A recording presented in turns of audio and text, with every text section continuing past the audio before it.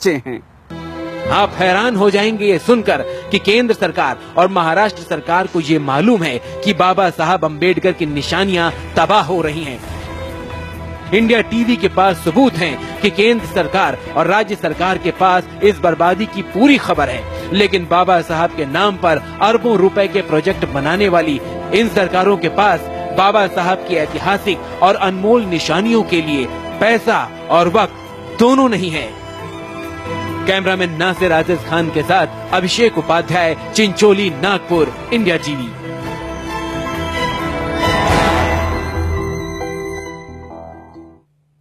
बाबा साहब ने 80,000 शब्दों में देश के भविष्य की बुनियाद रख दी। 2 साल 11 महीने में दुनिया का सबसे बड़ा संविधान बन गया। लेकिन बाबा साहब को भी नहीं मालूम था कि उनकी विरासत की तकदीर लिखे जाने में 50 साल लग जाएंगे। अगर आज हमारे हुक्मरानों की आंखें नहीं खुली तो 2 साल में अंबेडकर की आखिरी निशानियां खत्म हो जाएंगी।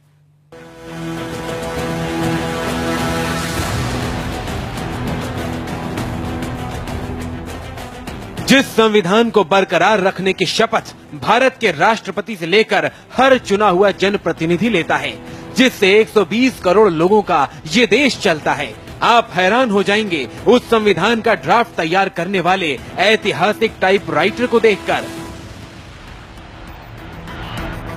देखिए इस जंग लगे टाइपराइटर को, धूल से सने इस टाइपराइटर को।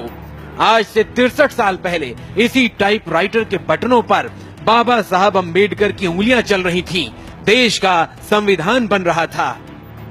ये वही टाइपराइटर है जिस पर संविधान निर्माता बाबा साहब डॉक्टर भीमराव अंबेडकर ने भारतीय संविधान का ड्राफ्ट तैयार किया था। मेरी बहुत इच्छा है कि मैं इस टाइपराइटर के कीबोर्ड पर अपनी उंगलियां रखूं, मगर इसकी हालत देख करके मुझे ऐसा करने का बिल्कुल भी साहस नहीं हो पा रहा है और मेरे बस में सिर्फ इतना है कि आपकी और मुखातिब हूं और इस बात को एक बार फिर से दोहराऊं कि ये वही टाइपराइटर है जिस पर बाबा साहब डॉक्टर भीमराव अंबेडकर ने इस देश के संविधान का ड्राफ्ट तैयार किया था।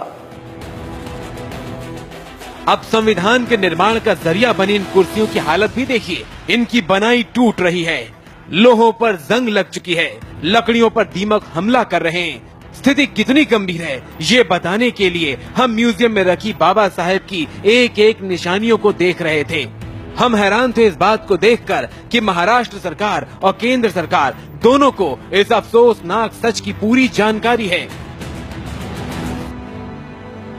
बाबा साहब के इस्तेमाल में आने वाली इस मेज को देखिए, इन फटी चिथड़ी टाइयों को, फटे हुए इन मोजों को, पेन, हैट, छाते, स्टोव, इन तस्वीरों को भी देखिए, सभी जर्जर होते जा रहे हैं। ये बाबा साहब की अपनी हैंड राइटिंग में लिखे उन दस्तखत वाले कागजात हैं जो फटने और गलने की कगार पर हैं। यहाँ तक कि बाबा साहब का वकालत वाला ऐतिहासिक कोर्ट गाउन भी पूरी तरह फट रहा है। अंबेडकर की ये बहुमूल्य निशानियां सीधे सीधे बाहर की धूप, सीलन और गलन के संपर्क में हैं। यहाँ न तो कोई क्यूरेटर है, न कंजर्वेटर और न ही कोई सिक्योरिटी गार्ड। इस चांदी की कटोरी को ध्यान से देखिए, इसमें बाबा साहब की अस्थियां रखी हुई हैं।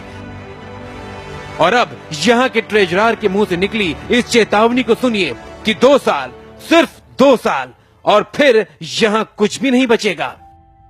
यही कंडीशन अगर 2 साल रही तो बाबा साहब के जनता को बाबा साहब का सामान देखने को नहीं मिलेगा। बाबा साहब का जो सामान है वो पूरा नष्ट होते जा रहा।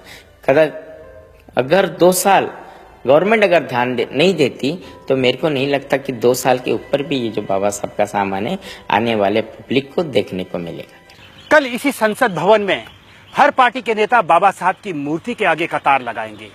हर पार्टी के नेता ये साबित करने की कोशिश करेंगे कि उनके और उनकी पार्टी के लिए बाबा साहब की क्या अहमियत है। लेकिन हकीकत कुछ और है। जिस वक्त कल यहाँ पर भव्य समारोह चल रहा होगा, उस वक्त चिंचोली में वीरानगी में बाबा साहब की निशानियां बद से बदतर हालत में पहुंच रही होंगी। इन हालातों में ये सवाल भी बेहद लाजमी है कि आखिर क्या करती रही है महाराष्ट्र सरकार और कैसे आंखें मूंदे बैठी है केंद्र सरकार। ये वही कुर्सियां हैं जिन पर बैठकर बाबा साहब डॉक्टर भीमराव अंबेडकर ने इस देश का संविधान लिखा है। वही संविधान जिसकी शपथ लेकर के हमारे देश के नेता संसद में सत्ता की कुर्सियों से चिपके हुए हैं। सवाल ये है कि क्या संसद में बैठे हुए हमारे देश के नेताओं के लिए इन कुर्सियों का कोई मोल नहीं रह गया है? ये सवाल उन नेताओं के लिए है, ये सवाल इस सरकार के लिए है और ये सवाल इस देश की संसद के लिए भी है। कैमरामैन नासिर अजीज खान के साथ अभिषेक उपाध्याय, चिचोली, नागपुर, इंडिया टीवी।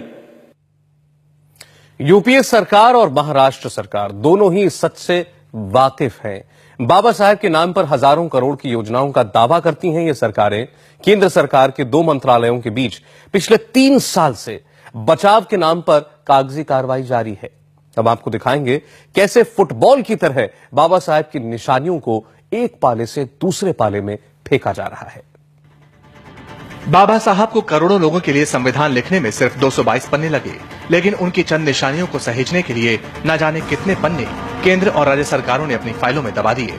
सबसे पहले देखिए वरिष्ठ कांग्रेसी नेता और यूपीए 1 में केंद्रीय संस्कृति मंत्री रही अंबिका सोनी की इस चिट्ठी को। तारीख है 22 अगस्त 2008। अंबिका सोनी ने ये चिट्ठी उस वक्त के केंद्रीय राज्य मंत्री स्वतंत्र प्रभार विलास मुत्तेमवार को लिखी। अंबिका सोनी लिखती हैं, श्री मुत्तेमवार जी, मुझे चिंचोली नागपुर के शांतिवन म्यूजियम में बाबा साहेब की बेशकीमती सामग्री को संरक्षित करने के लिए भारतीय पुरातत्व विभाग को निर्देशित करने संबंधी आपका पत्र मिला है। मैंने इस पत्र को डायरेक्टर जनरल एएसआई को उचित कार्यवाही के लिए आगे बढ़ा दिया है। Your sincerely, Ambika Soni.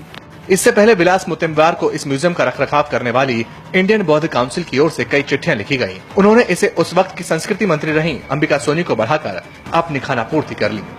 यहाँ के जो मिनिस्टर थे मुकुल जी वासनिक साहब, उनको भी रिक्वेस्ट किए। यहाँ के जो खासदार थे विलास मुत्तेमवार जी, उनको भी रिक्वेस्ट किए। वो बोले कि करेंगे करके, लेकिन